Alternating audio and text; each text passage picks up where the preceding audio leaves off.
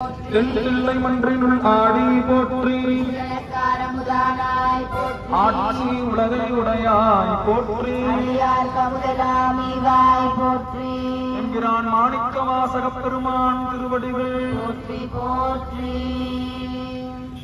அன்பு சார்ந்த சிவபெருமானின் பிள்ளைகளான அருளை பெரியவர்களே,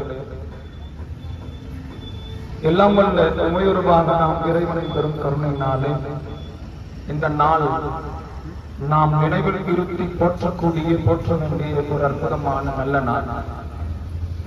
மாணிக்க வாசக பெருமான் சிவமாகிய சோதியிலே இரண்டர கலந்த இந்த ஆணும் மகம் என்கிற நாள் உலகெங்கிலும் திருநீர் பூசக்கூடிய, சிவத்தை வணங்கக்கூடிய, திருவாசகம் ஓதக்கூடிய அடியார் பெருமக்கள் எல்லாம் குரு பூசையாக கொண்டாடக்கூடிய ஒரு அற்புதமான நல்ல நாள்.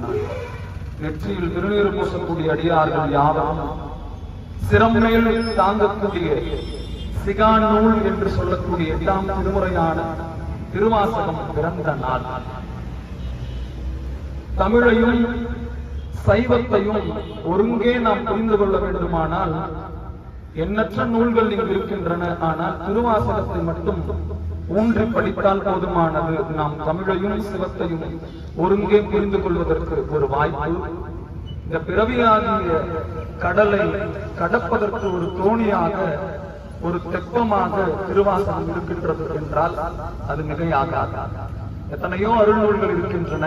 சைவ திருமுறைகள் கூட 12 27 அருளாசிரியர்கள் நம்மை எல்லாம் ஆட்சிப்படுத்த நெறிப்படுத்த அருள்நூல்களை எல்லாம் தமிழ் படுகொள்களாக செய்திருக்கின்றார்கள்.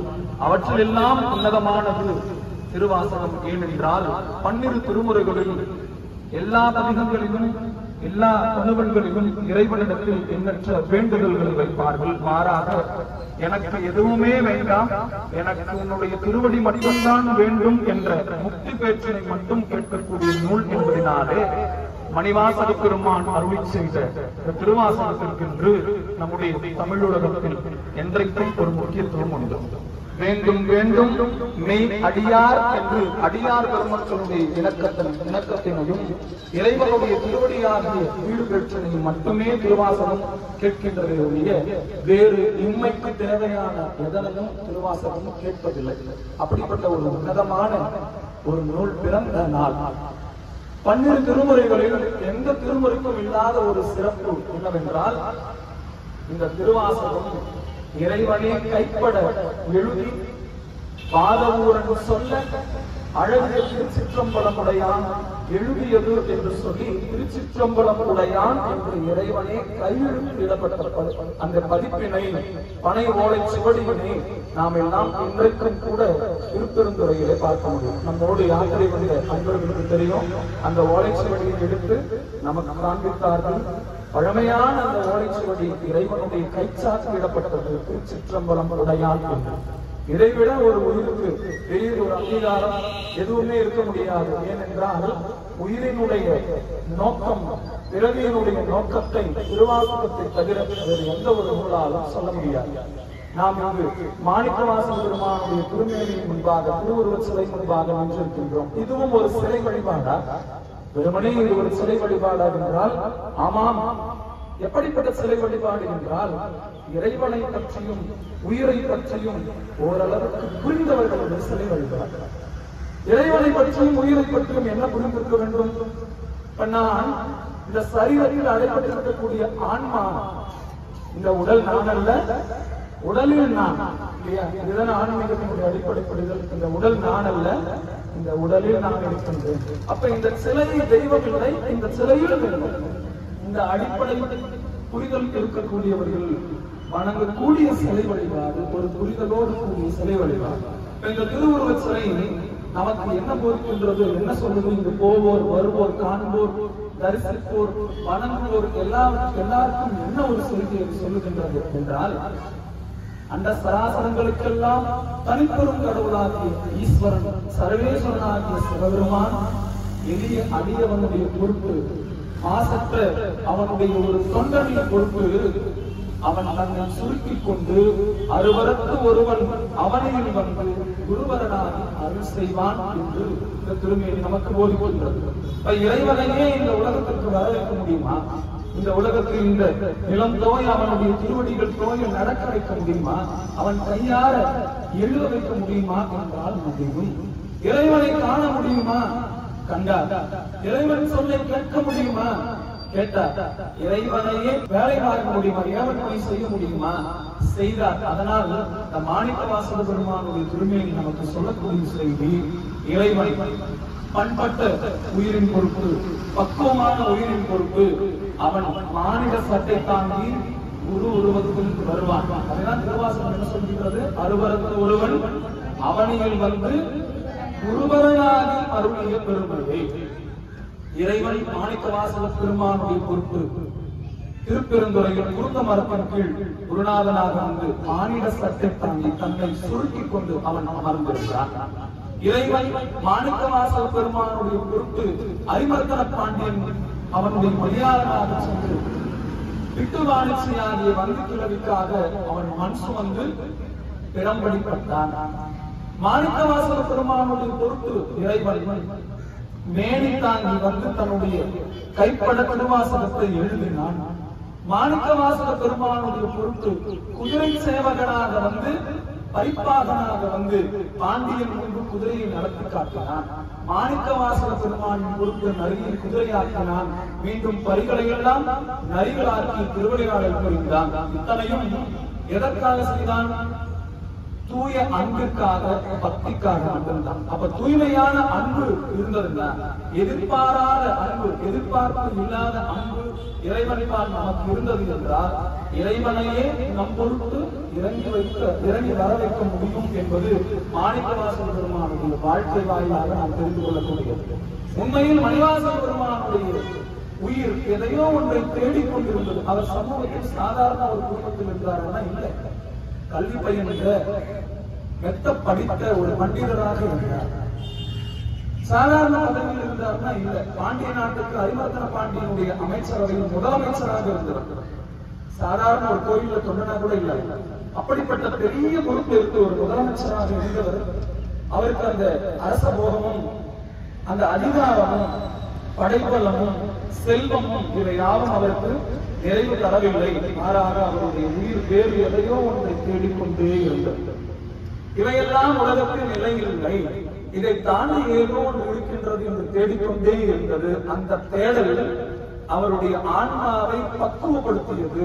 தொடர்ந்து தொடர்ந்து தொடர்ந்து அவர் இறை சிந்தனையோடு இருந்ததனால் அவருடைய ஆன்மா பக்குவம் அடைந்தது. பக்குவம் அடைந்த அவருடைய ஆன்மாவை தேடி இறைவன் வந்தார். அப்ப அவர் குதிரை வாங்கதான் போனாரு. குருவை தேடிய போனார் மாணிக்கவாசகர். குதிரை வாங்க போனாரு. குதிரை வாங்க போனவர் குருநாதரை கண்டுபிடித்தார், இறைவனை கண்டுபிடித்தார். நாம் எதனையும் தேடி செல்ல வேண்டியது இல்லை.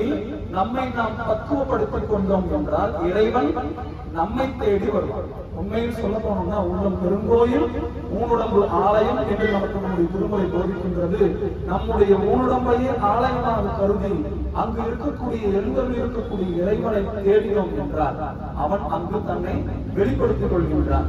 இறைவனை வேதம் போதி மட்டும் புரிந்து கொள்ள முடியுமா? வேதம் போதி மட்டும் தரிசிக்க முடியுமான்னா முடியாது.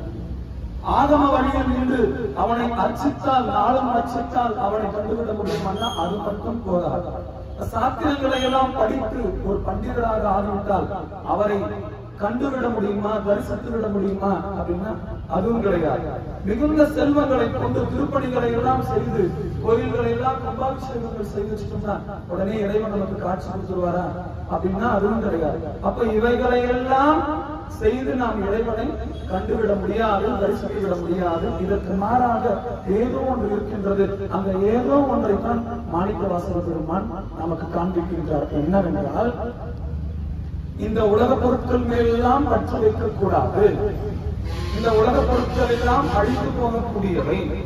செல்வம் நிலையானதில்லை. கல்வி நமக்கு கூட வரப்போவதில்லை. நம்முடைய சரீரம் நமக்கு நிலையானதில்லை. நம்முடைய சுற்றத்தார்கள் நம்மோடு வரப்போவதில்லை.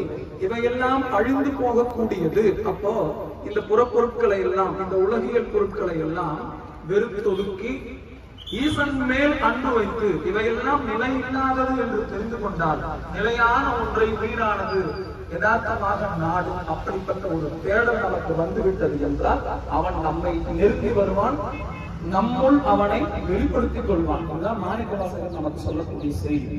திருவாசகத்திற்கு உருகாதார் ஒரு வாசகத்திற்கும் உருகார் என்று பன்னெடும் காலமாக இந்த மண்ணில் வழங்கி வரக்கூடிய ஒரு பழமொழி ஏதோ சாதாரணமா திருவாசகத்தை பெருமைப்படுத்துறதுக்காக சொல்லல. திருவாசகத்தை உணர்ந்து படிப்பவர்களுடைய கண்கள் கண்டிப்பாக அருமையே இருக்கும். கண்கள் அவர் கண்ணில் கசிந்துருவதை யாராலும் தடுக்கவே முடியாது. திருவாசகத்திற்கு பொருள் தெரிந்தார். அதனால்தான் முதல் பதிகத்திலேயே மாணிக்கவாசக பெருமான் சொல்லிய பாட்டின் பொருள் உணர்ந்து சொல்லுவார்.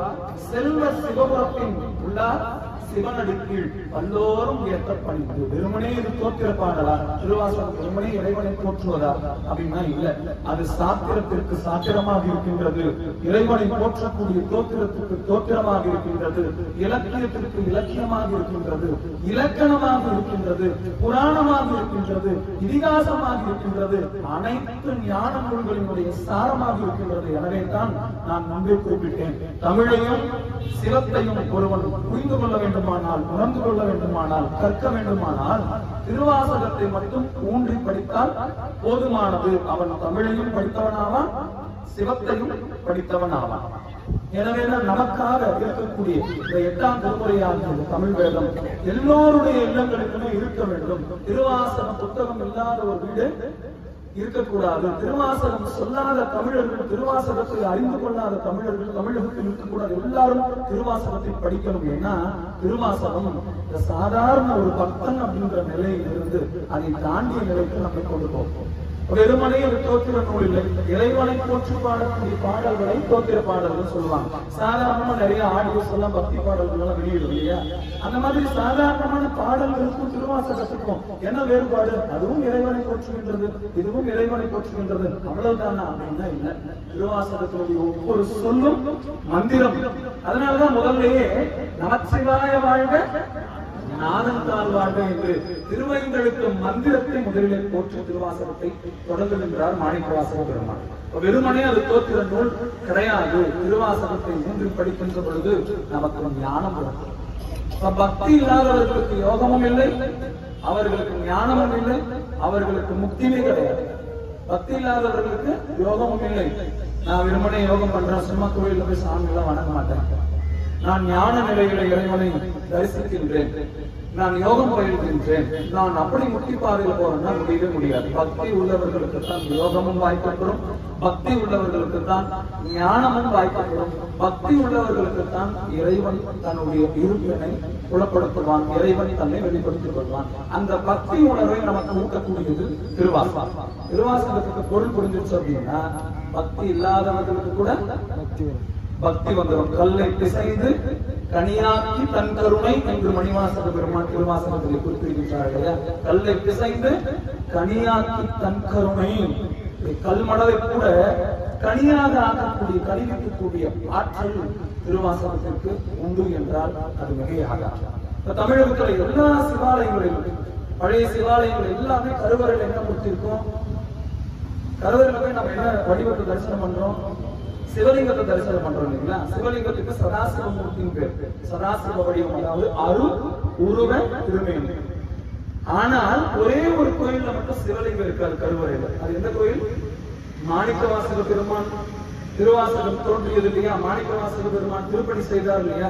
அந்த ஆவுடையார் கோயில் என்று சொல்லக்கூடிய திருப்பெருந்துறையில கருவறையில இறைவனுக்கு திருமேனி இருக்காது.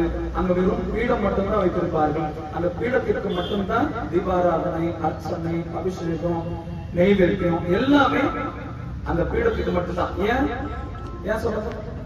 இன்றைக்கு இந்த திருப்பெருந்துறையில் சிறப்பாக மாணிக்கவாசக பெருமானுக்கு அபிஷேகம், உற்சவம் எல்லாம் சிறப்பாக நடந்துட்டு இருக்குது. எதனால் அந்த பீடம் மட்டும்? இறைவனுக்கு உருவம் இல்லை, இறைவனுக்கு வடிவம் இல்லை, இறைவனுக்கு நாமம் இல்லை. ஒரு நாமம் ஓர் உருவம் ஒன்றுமில்லாருக்கு 1000 திருநாமம் பாடி நாம் திருநயனம் கொட்டாமோ என்று மாணிக்கவாசக பெருமான் சொல்கின்றார். இறைவனுக்கு என்று தனியே ஒரு நாமம் கிடையாது. பகவத்கீதையும் அதுதான் சொல்லுது, புராணங்களும் அதுதான் சொல்லுது.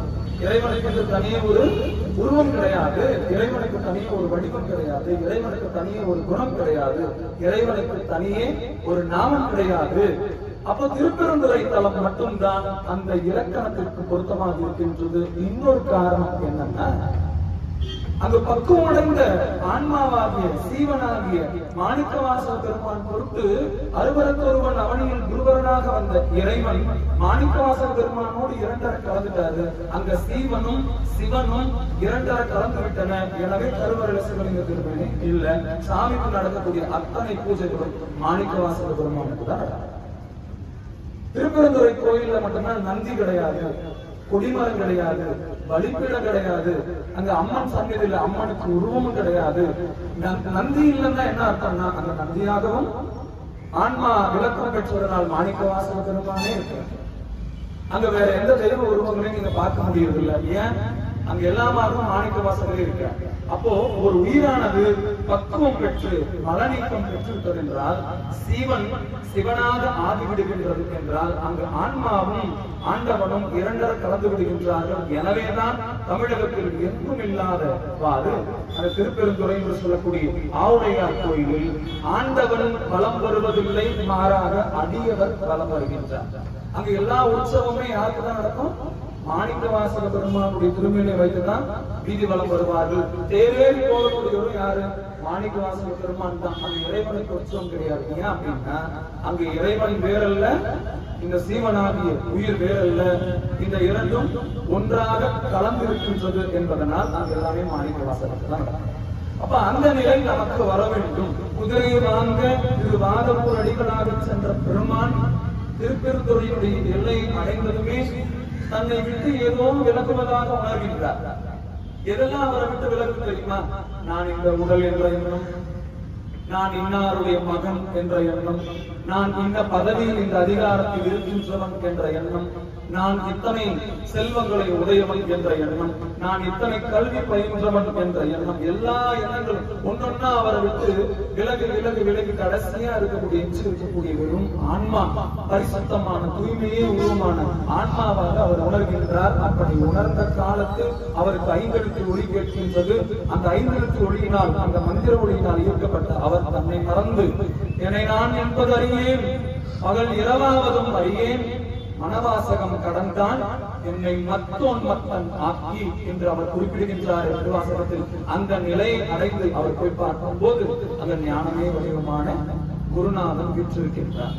அப்ப எதுவெல்லாம் என்னுடையது என்று நாம் நினைத்திருக்கின்றோமோ அதெல்லாம் நம்முடைய இல்லை என்ற புரிதல் என்றைக்கு நமக்கு வருதோ அன்றைக்குதான் இறையருள் குருவாக வந்து அருள் செய்யும்.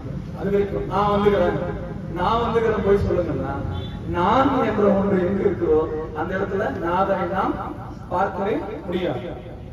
ஒரு குருநாதர் இடத்துல போய் ஒரு அரசன் கேட்டாங்க, சாமி எனக்கு என்னைக்கு நல்ல காலம் பிறக்கும், நேரமே சரியில்லை, எனக்கு தொடர்ந்து கஷ்டங்களே வந்துட்டு இருக்குது, எனக்கு எப்ப நல்லது நடக்கும் அப்படின்னு சொல்லி கேட்கிறோம். நம்ம ஏதாவது ஒரு கஷ்டம்னா நம்ம யாரையாவது உயர்வா நினைச்சோம்னா ஒரு குருவையோ ஒரு பெரியவங்களையோ ஒரு துறவியோ பணிச்சு கேட்போம் இல்ல, நான் என்ன செய்யணும் சாமி, எப்படி செய்யணும் எனக்கு தெரியல, நான் வழிகாட்டுன்னு சொன்னேன்.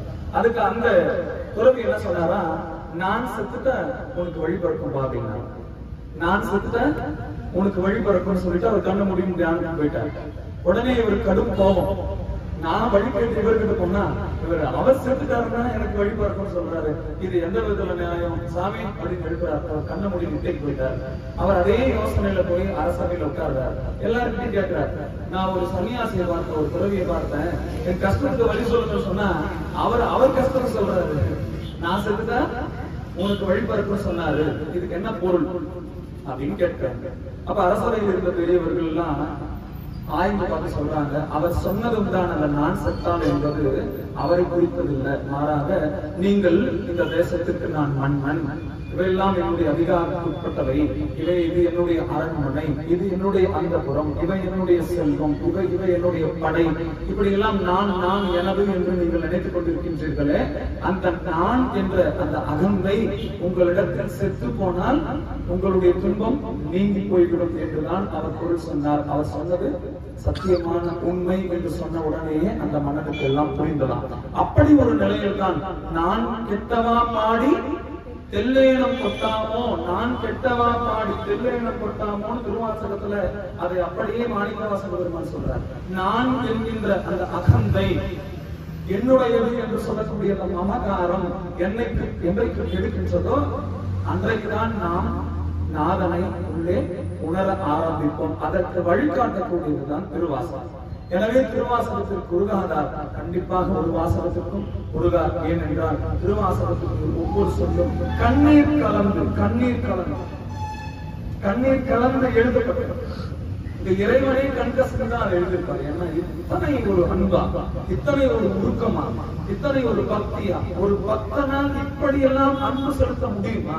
நாம எல்லாம் என்ன பண்ணுவோம்? வேகமா கோயிலுக்கு போவோம், வரிசையா நிற்போம். பெரிய கோயில்களுக்கெல்லாம் போனா கியூ நிறைய இருக்கு. அண்ணாமலையார் கோயில் போனா சாமி பார்க்கவே முடியாத அளவுக்கு கூட்டம். நாம என்ன பண்ணுவோம்? எப்ப சாமி பார்ப்போம்? கோயிலுக்குள்ள போயிடுவோம். சாமி பார்த்துட்டோம், எப்ப வெளியே போவோம்? அடுத்த என்ன வரும்? எப்போ வெளியே போவோம்? ஏன்னா ஒரு 3 மணி நேரம் நின்றுப்போம், 2 மணி நேரம் பஸ்ல நின்றுப்போம். அடுத்தது வயிறு சத்தம் போட ஆரம்பிச்சிடும், தண்ணி குடிக்க வேண்டியது வரும், சாப்பிட வேண்டியது வரும். அப்ப இத்தனை சிக்கல்கள் நமக்கு இருக்குங்க. நாம் உடலோடு பொருந்தி இருப்பதனால் ஒரு 5 மணி நேரம் 6 மணி நேரம் அப்படியே உட்காந்துருங்க, இறைவன் உங்களுக்கு காட்சி தருவார். இப்ப நான் உங்களுக்கு சொல்றேன், எல்லாரும் இங்கே உட்காந்துருங்க. ஒரு 12 மணி நேரம் இந்த பக்கம் அந்த பக்கம் எழக்கூடாது. அப்படியே அமைதியா கண்ண மூடி உட்காந்துட்டீங்கன்னா சிவபெருமானை தரிசனம் பண்ணலாமா? எத்தனை பேர் உட்காந்துருக்கீங்க? கொஞ்ச நேரம் உட்காந்துருக்கீங்க, அப்புறமா எழுந்து கொஞ்சம் தண்ணி குடிக்க போலாம், கொஞ்ச நேரம் அப்படி கிளம்பி போலாம். அர்ஜென்ட்டா ஒரு கார் வந்துருச்சு, போன் எடுத்துட்டு எல்லாம் போயிடும். உண்மைதானே? யாரோ ஒருத்தர் 2 பேர் வைராக்கியமானவர்கள், ஒருத்தர் 2 பேர் இருக்கலாம், உண்மையான பக்தி உள்ளவங்க அல்லது வைராக்கியமானவர்கள், உடலும் மனமும் ஒத்துழைக்கக்கூடியவர்கள், தான் இருக்க முடியும். அப்போ சரீரத்தோடு தொடர்புடையவர்களாக பந்தப்பட்டிருப்பதனால்தான் நாம் அதன் கடந்த நிலையில் இருக்கக்கூடிய இறைவனை உணர முடியாது. நாம் எல்லாம் உடலோடு பந்தப்பட்டிருக்கிறோம் இல்லையா? மனம், புத்தி, அகங்காரம், சித்தம் என்று சொல்லக்கூடிய அந்த கரணங்கள், உட்கருவிகள், இந்த 4ம் நம்மை அந்த பக்கம் இந்த பக்கம் இழுக்கு. நாம் இங்க இருப்போம், நம்ம மனசு எங்க இருக்கும். நாம் எங்க இருப்போம், நம்முடைய புத்தி எதையும் சிந்திக்கும். நாம் எங்க இருப்போம், நம்முடைய அகங்கைக்குள்ள நமக்குள்ள வேலை செய்யும். அப்போ கருவி கரணங்களோடு, இந்த உடலோடு பொருந்தி இருக்கிறதுக்கு அந்த கருவி கரணங்கள் எல்லாம் செயல்படும். இந்த கருவி கரணங்களை கடந்து உள் போனால்தான் கடவுளை பார்க்க முடியும். அதனால்தான் அவருக்கு கடை உள்னு பேரு. இந்த கருவி கரணங்களை எல்லாம் கடந்தால் உள்ளே இருக்கக்கூடியவர் என்பதனால்தான் அவருக்கு கடை உள். பெரியவங்க என்ன சொன்னாங்க? கடை உள். எதை கடக்கணும்? மனதை கடக்கணும், புத்தியை கடக்கணும், அகங்காரத்தை கடக்கணும், சித்தத்தை கடக்கணும். அப்போ இந்த அந்த கரணங்கள் 4ம் இல்லாதவன், கருவி கரணங்களுக்கு எல்லாம் புலப்படாத ஈஸ்வரன். அப்ப கருவி கரணங்களுக்கு அப்பாற்பட்டு அவன் எல்லா இடத்திலும் வியாபித்து இருக்கக்கூடியவன். அவன் நினைத்த மாத்திரத்திலேயே அனைத்தையும் செய்யக்கூடிய ஆற்றல் பொருந்தியவன். அதனாலதான் திருவாசகத்துல மாணிக்க வாசக பெருமான் இறைவனை சொல்கின்ற பொழுது, தன்மை பிறரால் அறியாத தலைவா கொல்லா நாயான உண்மையேனை ஆண்டு ஐயா என்னை புறமே போக விடுவாயோ, என்னை நோக்குவார் யாரே, என்னான் செய்வேன் எம்பெருமான் பொன்னே அணைய திருமேனி எந்தாய் அங்கு புகுவேனே. தன்மை பிறரால் அறியாத தலைவா, இறைவா உன்னை உணர்ந்து கொண்டவர்கள் யாருமே இல்லை. கண்டவர் வென்றிலர், வென்றவர் கண்டிலர். இறைவனை உண்மையாகவே உணர்ந்து கொண்டவர்கள், அவனுடைய இருப்பினை முழுமையாக உணர்ந்து கொண்டவர்கள் யாருமே கிடையாது. அவன் அருளால் ஓரளவு உணர்ந்து கொண்டவர்கள் தான் அத்தனை பேர். முழுமையா இறைவனை படித்தான் இருப்பான். இறைவன் தன்மையம் அப்படின்னு சொல்லி வரையறுத்து இறைவனை சொல்லவே முடியாது. அந்த அறிவு, அந்த பேரறிவு உயிர்களுக்கு கண்டிப்பாக கிடையாது. அதனால் அவன் பேர் அருளுடையவனாக, எத்தனைக்கும் பெரியவனாக இருக்கும். அவன் ஒப்பாரும் மிக்காரும் இல்லாதவனாக இருக்கும். அப்படிப்பட்ட இறைவனை உணர்ந்து கொள்வதற்கு உண்டான ஒரு வழியாக திருவாசகத்தை நாம் தொடர்ந்து படிப்போம். ஒரு நாள்ல முடிஞ்சிருமா? ஒரே நாள் படிச்சோடனே இறைவன் நமக்கு காட்சி சொல்லுவாரா? ஒரே நாள் படிச்சோடனே திருவாசகம் புரிஞ்சிருமா? புரியவே புரியாது. தொடர்ந்து தொடர்ந்து தொடர்ந்து ஓதி உணர வேண்டும். தொடர்ந்து படிக்கணும், ஊன்றி படிக்கணும். அதனாலதான் முதலே சொல்லிய பாட்டில் பொருளுடன் சொல்லுவார் என்று திருவாசகத்தினுடைய முதல் பதிகமான சிவபுராணத்திலே பெருமான் அருளி செய்தார்.